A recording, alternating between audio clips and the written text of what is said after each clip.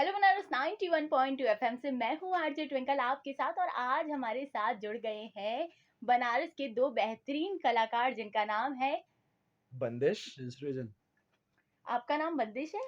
Actually मेरा मेरा real name सत्यम है, जी लेकिन इट्स थिंग जी कि हाँ। मुझे बंदिश बुलाया जाता मैं है। आपको बता दूं कि ये काफी अच्छा रैप करते हैं और इन्होंने देश में पूरा नाम कमाया है, बनारस का नाम रोशन किया है। सबसे पहले तो आपका हेलो बनारस में बहुत बहुत स्वागत है। Thank you so thank you so much. Much. और चलिए जी शुरुआत करते हैं, कुछ बातचीत हो जाए। तो सबसे पहले मुझे आप ये बताइए कि आपका बचपन कहाँ बीता और आपने स्कूलिंग कहाँ से की? देखिए, मेरा मेरा बचपन मैं बनारस में ही, मतलब मैं बनारस में ही पैदा हुआ, लेकिन मेरी बचपन बीती है स्टार्टिंग के 3 या 4 साल इलाहाबाद में, प्रयागराज में अभी जो कहते हैं। और लेकिन मेरा हमेशा दिल बनारस में ही रहा है, और मैं बस मॉम और डैड की वजह से मैं अब इलाहाबाद में रहता था, क्योंकि मॉम इलाहाबाद में थी और पापा आते रहते थे यहाँ बनारस में काम करने के लिए। लेकिन आफ्टर 2 3 4 साल बाद हम लोग बनारस शिफ्ट हो गए, और पूरा बचपन मेरा बनारस में ही बीता, आप कह दो। आपका? एंड मैं तो पूरा प्रॉपर बनारस से ही हूँ। अच्छा। और पहले जो मेरे मतलब पुराने जैसे दादा वादा जो थे वो इधर ही रहते थे जिधर इसका घर है। लेकिन आफ्टर टाइम वो उधर शिफ्ट हो गए, मतलब पूरी फैमिली उधर माइग्रेट हो गई, तो हम लोग भी उधर चले गए। तो ये काफी अच्छा लगता है कि बनारस के ही लोग पूरे देश में नाम कर रहे हैं। इसी के साथ यस। साथ मेरा ये क्वेश्चन है कि आपने ये कब तय किया कि मुझे इसी फील्ड में जाना है, और अपने टैलेंट को कब पहचाना कि हाँ मेरे अंदर ये टैलेंट है और मैं कर सकता एक्चुअली हूँ? होता है, इसका एक बहुत फनी स्टोरी है। हाँ जी, आप हाँ, यू मे कंटिन्यू। एक्चुअली ना ये बहुत फनी स्टोरी है। क्लास 7th की बात है। हम लोग स्कूल में ना कैसे बताऊँ, एक बंदा था बंदिश, उसका नाम था दिशांक। तो वो बीट बॉक्सिंग करता था, मतलब वो प्रॉपर बीट बॉक्सिंग नहीं था लेकिन वो करता था। तो पहली बार मैंने उसको देखा था ये करते हुए, तो मेरे को वो चीज़ बहुत ज़्यादा मतलब मेरे को हिट की कि मेरे को बहुत अच्छी लगी, मेरे को भी करने का ये। तो मैंने यूट्यूब वगैरह से वीडियो सर्च किया कि कैसे उसको करते हैं, काफ़ी सारे ट्यूटोरियल्स देखे। तो मैंने उसको खुद से उसको ट्राई करना सीखा। और बंदिश भाई रैप करते थे। मैं तो मैं तो बहुत मैं जो रैप करता था, मैं इंडिया के रैपर्स को तो सुनता था, लेकिन मुझे पता था कि ये रैप नहीं है। अच्छा। मेरा बचपन ही बाहर के रैपर्स से सुनने से शुरू हुआ था। जैसे अभी आप देख लो 50 सेंट, मार्शल मैथर्स, एमिनेम, मैं इनको सुनता था, लेकिन मैं तब के समय पे इनके लिरिक्स उतने डीप नहीं समझ पाता था। मेरे को लगता था कि यार ये अलग कर रहे हैं, और अपने इंडिया वाले तो अलग कर रहे हैं। मुझे इंडिया के रैप ऐसे ऐसा कुछ नहीं था कि मुझे कुछ उसमें से ऐसा लगता था कि यार बेकार है। मुझे और पसंद आते थे इंडिया वाले रैप, क्योंकि वो एंटरटेनमेंट थे। लेकिन मुझे लगता था कि अगर ये हिप हॉप है और ये इनके पहले आया है, तो हम क्या सुन रहे हैं अभी? तो मुझे लगा है, तो फिर मुझे लगा कि अगर मैं, फिर मुझे उनसे इंस्पिरेशन मिल गई कि हाँ भाई, बाहर के लोग की तरह कुछ लिखना चाहिए। तब मैंने शुरू किया। हम लोग क्लास के पीछे बैठे रहते, लास्ट, हम्म। ऑब्वियसली बैक बेंचर्स हैं हम फ्रंट बेंच पे सही। बैठते ही नहीं थे। मतलब आपने अपने टैलेंट को क्लास से ही जब एग्जैक्टली। आप, तो इसी के साथ साथ मेरा दूसरा क्वेश्चन ये है कि देखिए म्यूजिक सभी लोग कर रहे हैं, ठीक है, रैप भी कर रहे हैं, लेकिन आपके में खासियत ये है कि आप जो है संस्कृत भाषा में रैप करते हैं। तो यस। इसका मतलब कहाँ से आपको लगा कि संस्कृत भाषा में करना चाहिए? मेरी मॉम सारा क्रेडिट उनको ही जाता है, क्योंकि मेरी मॉम संस्कृत की लेक्चरर हैं। और इलाहाबाद से आप ले लो, बनारस से ले लो, हम लोग सुबह स्कूल जाते थे, तो मेरे घर में सुबह 4:30 बजे से श्लोक्स बजते थे शिवा के। वो जितने भी उनके सॉन्ग्स होते थे, मतलब लूप ऑन लूप चलते रहते थे। और मेरी मॉम ने बुक्स भी लिखी हुई हैं संस्कृत पे, जो अब मतलब स्कूल्स और कॉलेजेस में चलती हैं। तो मेरा पूरा कल्चर ही वो हुआ है कि हाँ, कि संस्कृत संस्कृत संस्कृत। और तो अब आप देखो, आप उस कल्चर में रहोगे तो आप उसी को ऑप्ट हम्म। करोगे। तो मुझे लगा कि हिंदी हिंदी तो भाई हम इंसान कर ही सकता है, लेकिन व्हाई नॉट संस्कृत की ट्राई किया जाए। और वो चीज़ मुझे अब मिली है, ब्लड है वो मेरा, तो मैंने उससे शुरू कर दिया, वहां से देखिए मेरा। ये काफी चीजें अच्छी लगती हैं कि ठीक है, जिसमें जिस लाइन में सभी जा रहे हैं उसमें ना जाके उसमें कुछ बेटर करते हैं। तो ये काफी सुनने में अच्छा लगता है कि संस्कृत भाषा में हम्म, रैप करना, तो रैप मतलब करना। What a talent. या और ये बताइए कि संस्कृत भाषा का ज्ञान आपको बचपन से ही था कि आपने थोड़े बड़े होके सीखना स्टार्ट किया? मैं बहुत वीक था संस्कृत में, मैं अच्छा, सच बहुत बताऊँ, भी। मैं बहुत, मुझे नहीं आता था संस्कृत। लेकिन एक तरह से आप देखो ना, जैसे जैसे मैंने वो चीज़ सीखा भी नहीं, मैंने वो सीखना नहीं चाहा। यही यही तो बात है हिप हॉप की, मुझे हिप हॉप करना था। और जैसे आप मैं एक बहुत वेग एग्जांपल देता हूँ। जैसे आप प्लेट लेते हो, ठीक है, आप खाना खाते हो। अगर मेरे एक हाथ में स्पून है और मेरे दूसरे हाथ में फोक है, और मुझे नूडल्स खाना है, तो मैं दोनों यूज़ करूँगा। तो मेरे हाथ में हिप हॉप था, और बहुत वीक एग्ज़ाम्पल है लेकिन से और लेकिन दूसरा मेरे हाथ में एक लैंग्वेज थी, हिंदी। ठीक है, हिंदी में मैं बहुत अच्छा हूँ, मेरे को हिंदी भी बहुत पसंद है। लेकिन संस्कृत जो था ना, वो मुझे ऐसा दिखा रहा था कि यूनिक बना रहा था इस चीज़ में। क्योंकि मेरे को जनरेशन से समझ में आ ही गया था कि अगर सब वही कर रहे हैं, अगर आप यूनिक नहीं बनोगे तो क्या ही फ़ायदा? ठीक है, यूनिकनेस आप होना बहुत इंपॉर्टेंट है इस लाइन में, भीड़ में आप किसी भी भी आ लाइन गए। में। बहुत, हम्म, या बहुत। अपने कल्चर को आगे बढ़ाना यानी कि आप अच्छा काम कर रहे हो। एग्ज़ैक्टली। और अगर संस्कृत भाषा में रैप की बात आई है तो थोड़ा-सा 2 लाइन गुनगुना दे तो काफ़ी अच्छा रहेगा। ओके। न पुण्यम, न पापम, न सौख्यम, न दुःखम, न मंत्रो, न तीर्थम, न वेदो, न यज्ञम, अहम भोजनम, वे नोजयम, वित्ता, चिड़ारद, रूप, शिवोहम, सर्वे भवन्तु सुखिनः सर्व सन्तु निरामयाः सर्वे भद्राणि पश्यन्तु मा कश्चित् भाग भवेत् दुःखं भाग भवेत् हाँ कर्पूर गौरम कर्णावतारम संसार सारम भुजगेन्द्रहारम सदा वसंतम हृदय अरविंदे भवम भवामी सहितं नमामि करचरम कृतं वा कार्यां करवण्यं वा।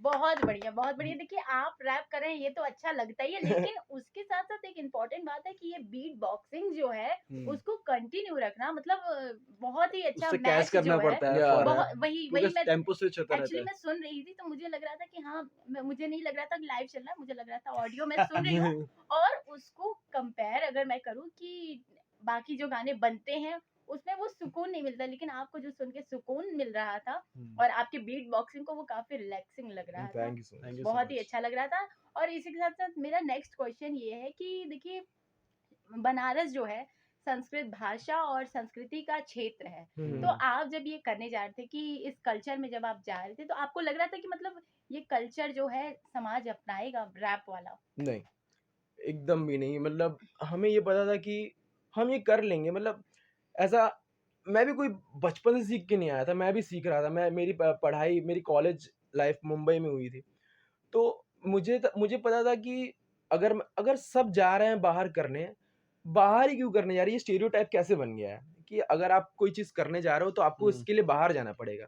जब हमारा कल्चर इतना इतना डीप है, म्यूज़िक की शुरुआत बनारस में तब हुई जब यहाँ पे स्टोन एज था। पूरे वर्ल्ड से यहाँ पे लोग म्यूज़िक सीखने आते थे। मैं इंडिया की बात नहीं कर रहा हूँ, पूरे वर्ल्ड से।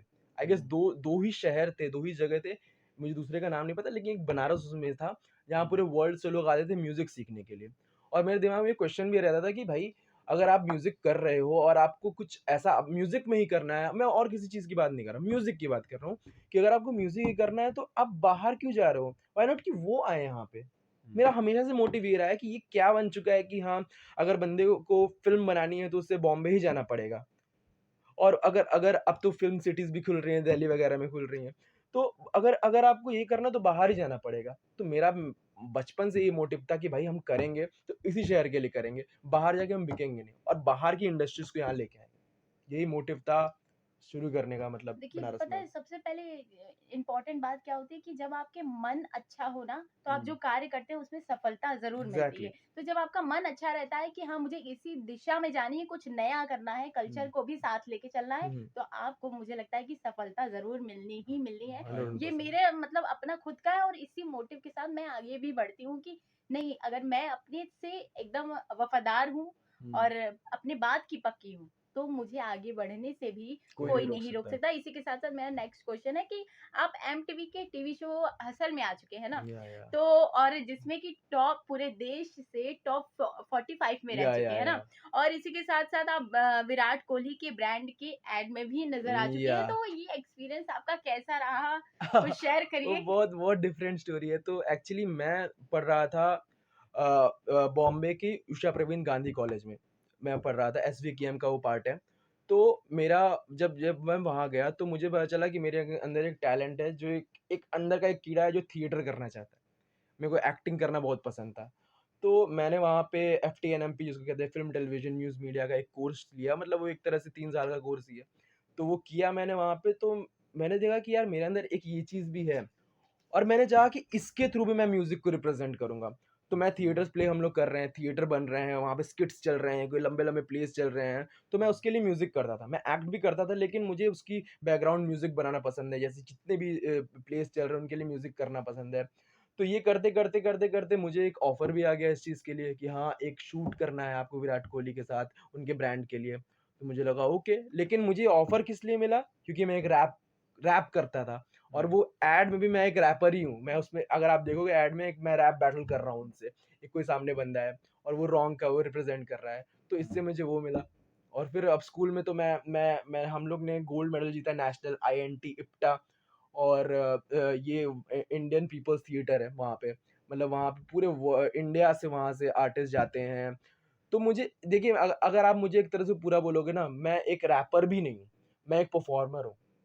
इन दी एंड अगर आपको रैपर से भी ऊपर उठना है तो आप परफॉर्मर हो, क्योंकि मुझे अगर एक रैपर है वीडियो शूट कर रहा है और आपका वही नहीं है वीडियो में, वो मैंने यहाँ से अपने एक्टिंग लाइफ से सीखा है कि अगर आपको जितना भी अपना प्रेजेंस बनाना होता है वीडियो में, तो वो चीज़ मेरे को एक्टिंग ने बहुत अच्छा सिखाया है। देखिए, अगर मुझे क्या लगता है कि अगर आप नाम दे देंगे हाँ मैं रैपर हूँ, तो हम्म, लोग सिर्फ उसी वे में आपको देखेंगे, बस लेकिन आपके पास तो और भी टैलेंट है। और इसी के साथ आप डिस्कवरी इंडिया के एक शो जर्नी ऑफ इंडिया के वाराणसी सीरीज में भी नजर आ चुके हैं और या अपना परफॉर्मेंस दे चुके हैं आप दोनों। यस तो यस यस उस पे आप क्या कहना चाहेंगे? आपको वो अपॉर्चुनिटी कैसे मिली? वो अपॉर्चुनिटी हम लोग को ऐसे मिली कि हम लोग भी ऐसे इंस्टा पे वगैरह पे अपने छोटे छोटे शॉर्ट्स डालते थे, अपने आप को प्रमोट करते थे। बंदिश लाइव का चैनल भी हम लोगों ने बनाया था इंस्टा पे। हाँ, तो उसके थ्रू सामने से मैसेज आया था एक बंदे का। उसने अप्रोच किया बंदिश को, बेसिकली उसने अप्रोच किया क्योंकि वो बंदिश लाइव वाला चैनल ये ब्रो हैंडल करता है। तो उसमें मैसेज आया तो उसने मेरे को बताया भाई ऐसा ऐसा है। तो हम लोगों ने जाकर उनसे बात की। तो वो तो उन्होंने एक्चुअली बोला पूरी कि अपनी टीम लेके आए थे, तो हम्म, उन्होंने वो रेकी-वेकी कर रहे थे। तो उन्हें उन्हें दिखाना बनारस ही था, लेकिन अब आप डिस्कवरी और नेट जियो सब पे देखोगे तो बनारस को बस एक ही तरह से दिखाया जाता है। वो घाट के एक व्यूज़ ले रहे हैं, लॉन्ग बहुत करेक्ट। शॉट, कल्चरल दिखाया जाता है, हम बहुत बेसिकली पूरा लॉन्ग शॉट ले कल्चरल रहे है। हैं। तो हाँ। उनका आइडिया ये था कि कुछ यूनिक तरह से बनारस को दिखाया जाए, हम्म और वो पूरा सीरीज़ था फूड बेस्ड, मतलब वो खाने हम्म दिखाना चाहते थे। वो पूरे हर शहर में जा रहे हैं और वहाँ हम्म की जो डेलिकेसी जो जितने भी वहाँ बनते हैं, वो दिखा रहे थे। तो उन्होंने मेरे को अप्रोच किया, तो हमने बात की। उन्होंने वो चाहते थे कि एक बनारस के स्पेशल चाट पे रैप हो। मेरे को लगा हम्म हाँ यार, ये भी कुछ अच्छी चीज़ है, इसको कर सकते हैं हम, एंड क्योंकि दे सेड कि अब मेरे को इसको रॉ रखना है, बीट हाँ। बॉक्सिंग के साथ करना है। तो हम लोगों ने तो घाट अगर पे आप पूरा शूट वूट किया सेगमेंट था देखोगे इसको, ना, उसमें इस बंदे की बीटबॉक्सिंग चल रही है पूरे म्यूजिक में, पूरे वीडियो में। और मेरा रैप चल रहा है। वो एकदम रॉ पार्ट है। और उसके जो डायरेक्टर भी थे, उनका मैं बहुत, मतलब मैं उनको थैंक यू बोलना चाहता हूँ। उन्होंने पूरे नेशनल टीवी पे और पूरे रेडियो पे ये बोला था कि मुझे पूरे पूरे शो का, अमिताभ बच्चन जी उसको वो कर रहे थे, मतलब वो होस्ट कर रहे थे। वो 7 दिन का चला था शायद। हाँ हाँ, 7 चला था। तो उन्होंने बोला था डायरेक्टर ने कि the best part about the पूरे शो की, कि ये जो रॉड लड़के हैं, जो उन्होंने किया है जो बनारस में आके, वो जो चाट के ऊपर स्पेशल रैप किया था, मतलब आपको भूख लग जाएगी आप देखोगे उसको चीज़ को। ऐसा था उसका मैं बहुत। ज़रूर देखना पसंद करूँगी और यस, ये खुद में एक बिग अचीवमेंट जिसको कहते हैं कि या हाँ, मैं जो काम कर रहा हूँ वो बिग अचीवमेंट है। अच्छा, लाइफ में एक ऐसा फेज़ आता है कि लगता है कि हाँ, जो मैं काम कर रहा हूँ, सही ट्रैक पे जा रही हूँ, तो आपको कब मतलब एक पल लगा कि नहीं अब जो है ट्रैक सही दिशा में जा रही है? ये शायद हमें तभी विश्वास हो गया था जब हमने पहला साइफर किया था बनारस में। तो लाइक इन 2019 मार्च, लाइक हमने डिसाइड किया था। हमने एक हम्म। नॉर्मल हमने फ़ोन लिया, हम केएफसी में बैठे हुए और थे। हम लोग का कोई उससे वो नहीं था कि कोई रिस्पांस मिलने वाला है। अच्छा। कोई हम लोग को तो ये भी नहीं था कि कोई रैपर भी आएगा कि नहीं आएगा। हुँ। लेकिन इतने ज्यादा लोग आ गए थे वहां पे नहीं, तो कि वो एक एक्चुअली हम बैठे हुए केएफसी में और हमने डिसाइड किया कि यार बहुत हो गया, कुछ अब तो करते हैं। अब मतलब हम फ्रस्ट्रेट हो गए थे कि अब कैसे किया जाए, हम 2 कर रहे हैं लेकिन अब क्या ही करें, लोग कैसे सपोर्ट करेंगे। हमने एक नॉर्मल वीडियो शूट किया और हमने बस बनारस के जितने इन्फ्लुएंसर्स पेजेस हैं उनका मैं बहुत थैंक यू बोलना चाहता हूँ। उन्होंने जितना सपोर्ट किया है, बनारसी भौकाल, ये जितने भी ये सब हुँ, पेजेस हुँ, हैं ना, हुँ। उन्होंने इतना सपोर्ट किया है। उन्होंने बिना कुछ सोचे समझे, क्योंकि वो हमारे एक तरह से कम्युनिटी से ही आते हैं, उन्होंने वो चीज़ शेयर कर दी सबके साथ कि हाँ, ये कुछ लड़के नया करना चाह रहे हैं, इनको मतलब आप जा सकते हो तो जाओ। हम गए 4:30 बजे घाट पे, रीवा घाट पे खड़े हैं। हम 2 घंटा वेट किए, कोई नहीं आया, 2-3 लड़के आए।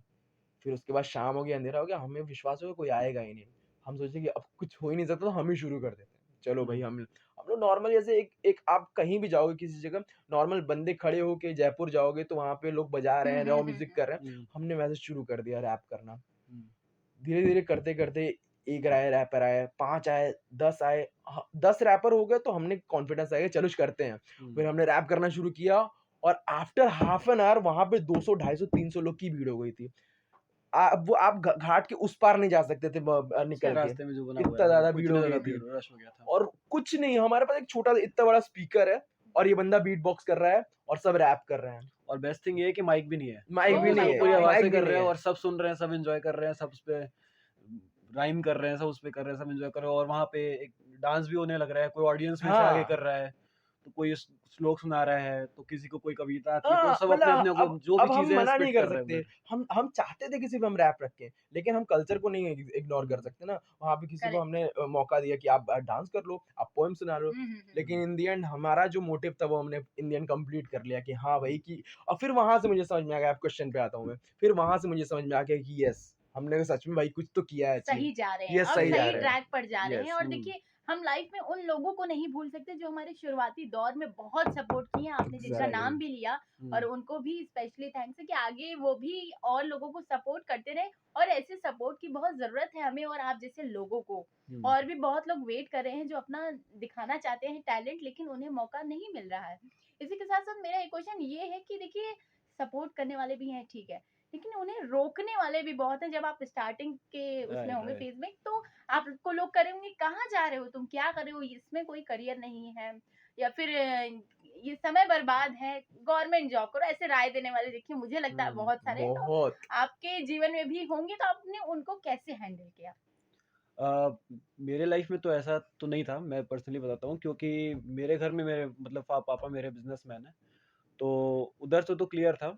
लेकिन उनका ये था कि अगर तुम इस चीज़ में अपना टाइम इन्वेस्ट कर रहे हो, तो you should invest it for a good reason. मतलब ऐसे बस हाँ हॉबी की तरह कर रहे हो, टाइम पास कर रहे हो, तो कुछ उसका कोई मतलब नहीं हम्म। है। अगर कर रहे हो तो उसमें सोच समझ के करो, कुछ अच्छा करो। तो स्टार्टिंग में तो उनको थोड़ा सा रहता था डाउट हम्म। कि क्या कर रहा है, क्योंकि उस समय हम लोग भी सीख रहे थे। हम्म। फिर धीरे धीरे उसको सीखना बढ़ा, तो फिर अब वो देखते हैं तो कहते हैं कि हाँ ठीक है, उनको भी मेरे पापा जैसे दो लोग देखते हैं उस पे, तो पापा को आगे बोलते हैं कि आपका लड़का ऐसा कर रहा है, बड़ा अच्छा लग रहा है। तो उनको भी प्राउड होता है। लेकिन पापा लोग का अलग वे होता है दिखाने का, आपको एग्जैक्टली पता है, वो ओपनली एग्जैक्टली दिखाते नहीं है। एग्जैक्टली। उनका एक अलग वे होता है दिखाने का। और तो मेरा मेरा मैं तो बता दे रहा हूँ कि मेरे घर से मुझे बहुत सपोर्ट मिला। मैं हम्म, उसमें कुछ नहीं बोलूँगा, ये मेरा बहुत बड़ा प्रिविलेज है। हम्म, मेरे घर से मुझे कभी मनाही नहीं मिली कि हाँ भाई कि तुम ये क्यों ऐसा क्यों कर रहे हो? क्योंकि फर्स्ट ऑफ ऑल मेरी सिस्टर्स दोनों पढ़ाई कर रही हैं, ठीक है? मेरी मेरी एक सिस्टर है जो यूपीएससी की तैयारी कर रही है, उसका नाम हम्म, रूपम है। और मेरी जो दूसरी दीदी है वो थ्रिफ्ट शॉप चला रही हैं अभी, मतलब वो भी एक तरह से यूनिक चीज़ है कि हाँ, आप ऑनलाइन स्टोर, क्योंकि अब तो भाई जनरेशन है, तो आप अपने हम्म। अपने कोई भी चीज़ आप ऑनलाइन कर सकते हो।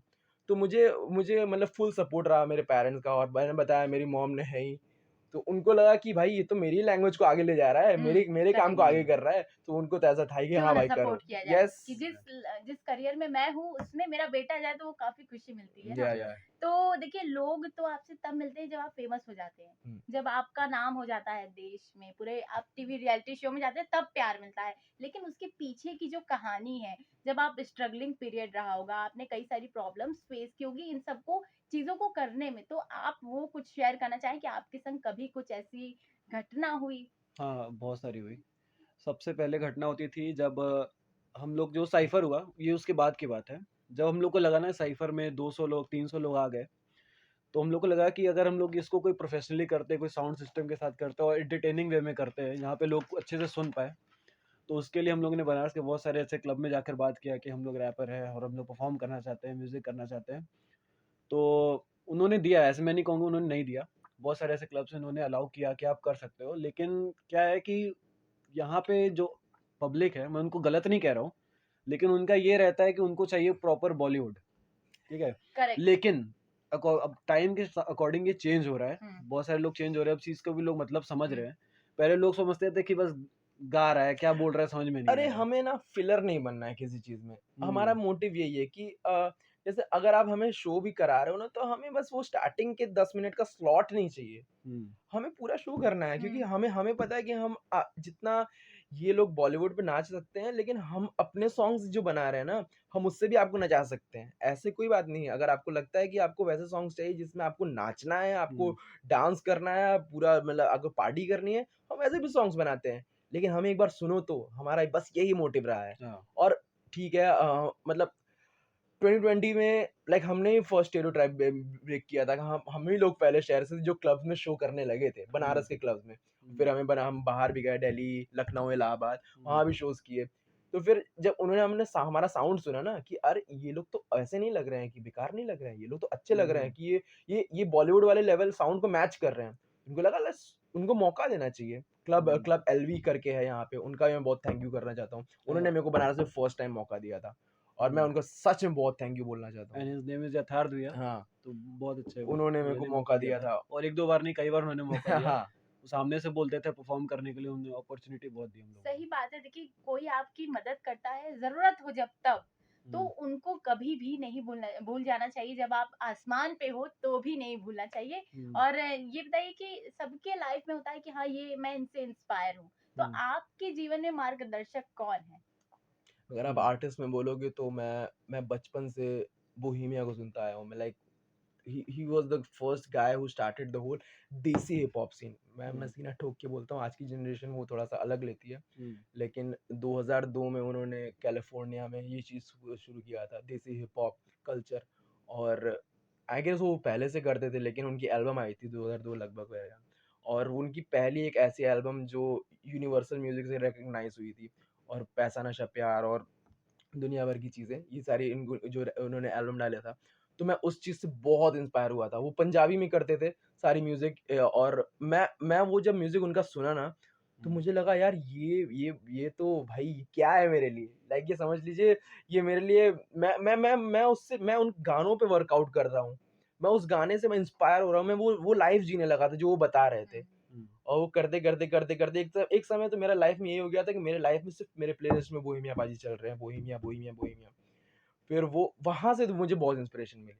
वो मेरे सबसे और नंबर वन मेरा है। तो मतलब म्यूजिक प्रोडक्शन वाला सीन है, तो मैं तो पहले ईडीएम आर्टिस्ट, जो इतने बड़े बड़े ईडीएम आर्टिस्ट, वेस्टर्न कल्चर में बेसिकली होता है ये सारी चीज़ें, क्योंकि इंडियन म्यूजिक में उस समय उतना हिप हॉप मतलब प्रोडक्शन के जो म्यूजिक प्रोड्यूसर बेसिकली मैं बताऊं तो उतना अपफ्रंट में नहीं आते कभी भी।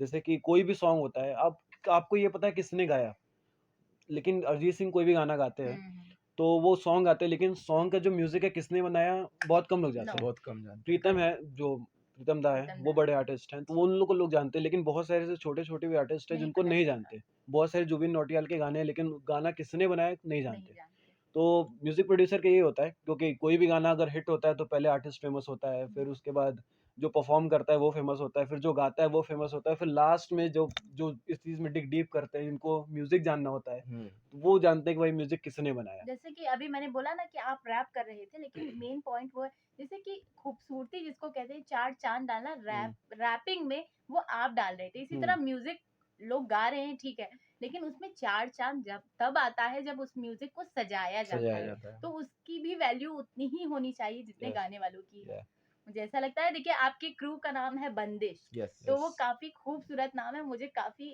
यूनिक लगा कि हम यार दोनों नाम के बहुत। बंदिश। तो ये बताइए कि आपको इस नाम की कहानी और कब आपने कैसे स्टार्ट किया ये क्रू?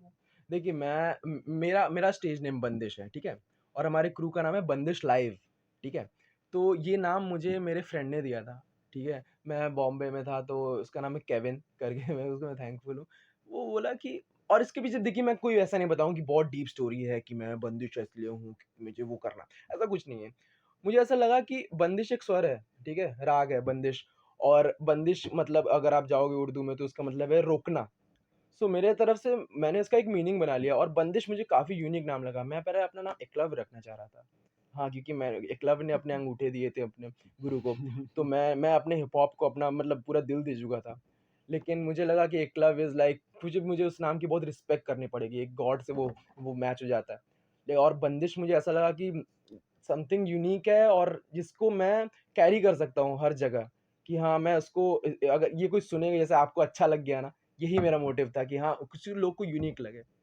और ये तो भाई तो हैं, इसको भी। और बंदिश लाइव तब आया क्योंकि मैं फेमस होने लगा था, और बंदिश लाइव को ऐसा करना था ना, क्योंकि बंदिश नाम बहुत फेमस हो गया था। अब मैं अगर अपने नाम का मतलब मैं क्रू चेंज कर देता, जैसे जैसे मैं अब कोई भी अगर अलग नाम लेके आ जाता ना, तो मुझे लगता है उसकी पहचान बनाने में थोड़ा समय समय लगता। लग जाता। समय लगे, मैंने सीधे बोला कि ठीक है भाई, बंदिश बंदिश लाइव, दैट्स इट। हम दोनों अप फ्रंट पे रहेंगे, उसके कोई मतलब नहीं कि कोई आगे पीछे है। बंदिश लाइव एक बैंड है, बंदिश आर्टिस्ट है और मेजर उसमें प्रोड्यूसिंग करता है और हम लोग साथ में एक्स्ट्रा स्टेज पे जाते हैं। ये बहुत अच्छा डीजे भी है। या लाइक उससे ये बीट बॉक्सिंग डीजे दोनों कर सकता है। लाइक इतना मल्टी टैलेंट बंदा मैंने शायद किसी भाई क्या नहीं कर सकते।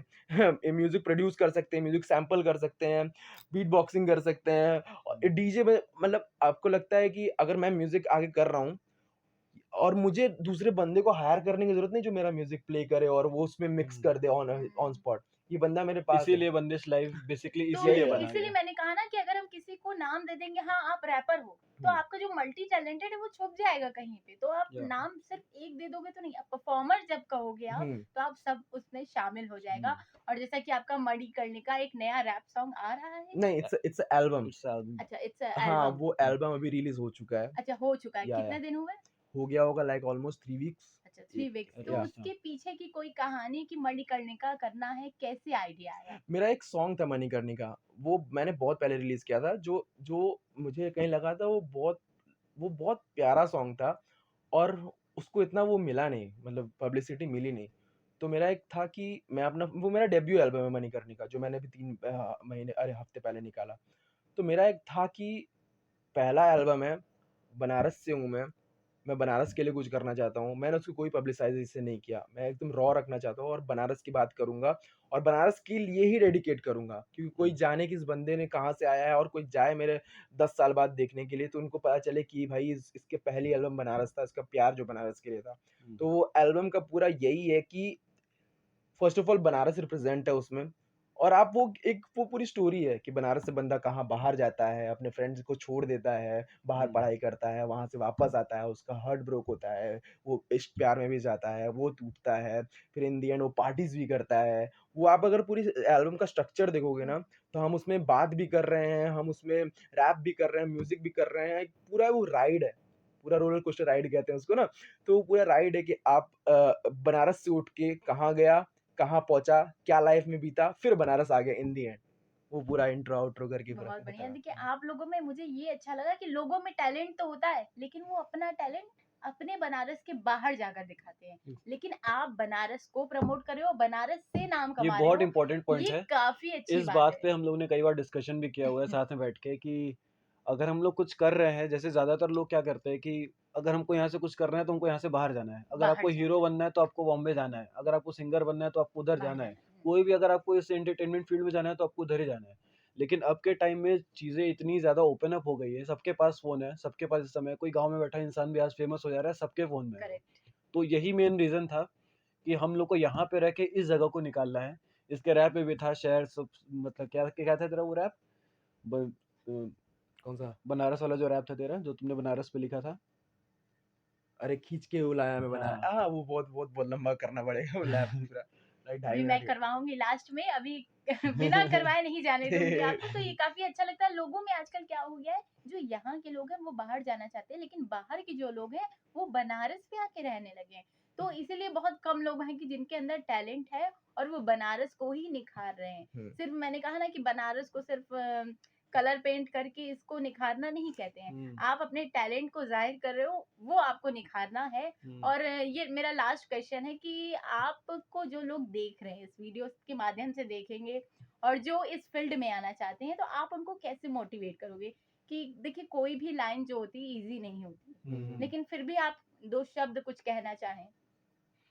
आई वुड से कि जो करना है जेन्युइनली करो और अपना बेस्ट दो और अपना काम को छोड़ो मत। कई बार होता है कि हम अपना सोचते हैं कि हम इसमें मैंने अपना बेस्ट दिया है, लेकिन सामने से आपको जब उसको प्रेज़ेंट करते हो वैसा रिस्पॉन्स नहीं मिलता है, तो लोग डिमोटिवेट हो जाते हैं, अरे यार इसमें तो मैंने सब कुछ अपना कर दिया लेकिन उतना रिस्पॉन्स उसमें से मिला नहीं। तो मेरे को है कि अगर आपने एक दुकान लगाई है ना तो उसमें चीज़ें भरते रहो। कभी ना कभी ग्राहक ज़रूर आएगा आपकी दुकान करेक्ट। पे। तो आपको ये कर उसमें लगे रहना है। लेकिन मैं ये कहूँगा कि अगर एक पॉइंट ऑफ टाइम पे अगर आपको लग रहा है कि नहीं हो रहा है, क्योंकि टाइम बहुत प्रीशियस है इस टाइम। अगर आपको लग रहा है एक पॉइंट ऑफ टाइम के बाद कि नहीं हो रहा है, तो आपको थोड़ा-सा उससे बैक डाउन करना चाहिए। थोड़ा टाइम लेना चाहिए रिलैक्स होके, फिर अपने माइंड को कूल करना चाहिए कि मैं जो इतना इसमें इन्वेस्ट कर रहा हूँ, क्या मेरे को फर्दर उतना उसमें से रिटर्न मिलेगा या नहीं मिलेगा? क्योंकि सब कुछ वही है कि हमको रिटर्न मिलना चाहिए उससे। सिर्फ उसमें टाइम देकर आगे चल के फिर कुछ और करना कोई लॉजिक नहीं बनाता है इस चीज़ का। तो मेरा तो यही रहेगा। ये काफ़ी अच्छा है और हुँ। देखिए बनारस के लिए प्यार जो आप लोग को दिखा है, तो वो आप रैप के ज़रिए थोड़ा सुनाते तो काफ़ी अच्छा लगता। कदमों के नीचे। हाँ। 3, 2, 1 चल 3, 2, 1 गो। हाँ, कदमों के नीचे छुपता है मेरा राज हाँ, ये काशी मेरी और यही है मेरा दिल और जान। अस्सी नहीं आया तो खुदा ना तुझ पे मेहरबान, वीटी नहीं देखा तो गलियां तुझ पे गालियां। तू अभी छोटा है अभी भी थोड़ा टाइम है, यहाँ के लड़के शेर और लड़कियां देसी वाइन है डिफाइन है। यहाँ की रागी जैसे पारस से घूम ले तो दुनिया फिर भी नंबर 1 बनारस है। छोटी दुनिया छोटा घर ये छोटा सा है आसरा, यहाँ की गलियों से पुराना मेरा वास्ता। यहाँ के घाटों पे रह के मैं पला बड़ा, होली खेलो यहाँ तुम्हें रंग लगेगा प्यार का। दुश्मन सारे यहाँ पे समय पे तेरे भाई हैं, गाली तू दे दे क्योंकि मुक्के भी मिठाई है, ज्ञान तू दे दे क्योंकि बातों में गहराई। इंसान के साथ यहाँ प्यार की लड़ाई पर 80 घाट पे चले सीना ठोक के, दोस्त पीछे चुपली करके डरे नहीं खौफ से मौत से, डरता कोई नहीं यहाँ पे। शिव का आशीर्वाद जाके पूछ ले तू जहाँ पे, सोचने की बात या ब्रेन है वीक आउटसाइडर से डूड, इधर लोग सो चीप यार चीप नहीं, तुम्हें यही तो बताना है। पूर्वजों से पहले का ये शहर पुराना है, तुझसे बोलूं यार तो बहुत प्यार करता हूँ मैं इस शहर से और ये मुझसे रूबरू। यहाँ मिट्टी ने मुझे पाला बस बोलना है थैंक्स टू यू, कहीं भी आगे जाऊं पहले वीएनएस ओनली यू। सारी कहती बात बस ऐसे रह गया प्यार, इधर लोग हैं अपने और मेरे सच्चिया, माँ बाप के सपने और टीचर्स की मार, सब मिक्स करके बोलो तो थैंक्स अ लॉट यार। बहुत बढ़िया मतलब होता है ना कि बस सुनते रहे और वो भी बनारस से मुझे बहुत ज़्यादा लगाव है अरे देखिए और बनारस के और भी प्रेमी मिल गए मुझे तो बस ऐसा लग रहा था सुनते रहे काफ़ी अच्छा लग रहा है और ये बनारस के लिए प्यार जो है आप अपना बनाए रखिएगा और ऐसे रैप सॉन्ग्स बनाए रखिएगा श्योर, श्योर। और हमारे स्टूडियो में आने के लिए बहुत-बहुत बहुत-बहुत धन्यवाद। शुक्रिया। तो ये थे हमारे साथ सत्यम जी और सृजन सृजन जी। जी, सत्यम जी और सृजन सृजन जी जी। तो इनका भी एक नया गाना आया है मणिकर्णिका रैप सॉन्ग है जो आप जाके यूट्यूब चैनल ने बंदिश लाइव बंदिश म्यूजिक। बंदिश लाइव तो आप जाकर उस पर लाइक करें Also on कमेंट करें Spotify शेयर and करें Apple Music and all the audio platforms. बिल्कुल और सुनते रहिए हेलो बनारस 91.2 एफएम और मैं हूँ आरजे बजाते ट्विंकल आपके साथ